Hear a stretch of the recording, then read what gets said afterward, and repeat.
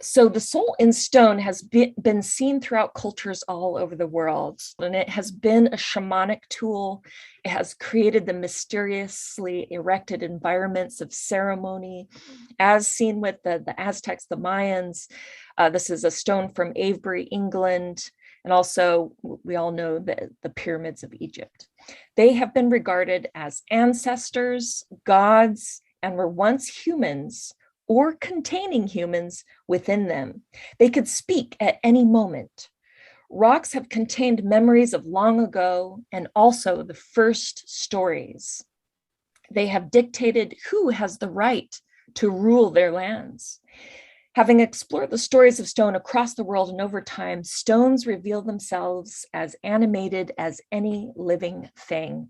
When they have wills of their own and pass down stories to human beings, it is as though the stones possess soul.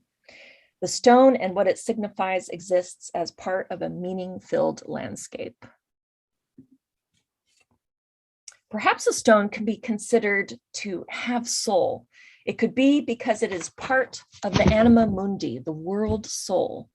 The philosopher Plato said, using the language of probability, we may say that the world became a living creature, truly endowed with soul and intelligence. So, with that being said, what happened?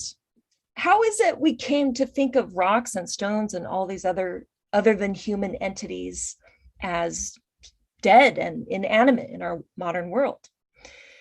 We do talk to stones these days, but it's because there's rare earth in our cell phones, and that is how we talk to stones mostly in the modern world today. So what happened? A whole trajectory of Western theory and scientific discoveries have landed us where we are today, which has been an extraordinary triumph in many, many regards. We have vaccines, we have traveled through space, we split the atom. These breakthroughs have had an impact on our psychological perspective towards the world soul as well.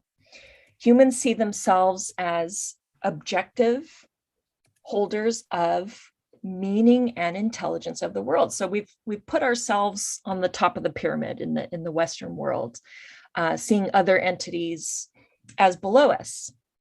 And this little diagram contrasts that to sort of the primal worldview that saw humans as one of many different things.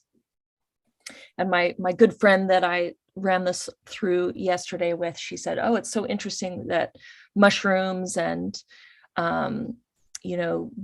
these little molecules at the bottom here of this pyramid, she mentioned, if those things didn't exist, we wouldn't even survive. So the circle is really a wonderful reminder of our relationship to other things.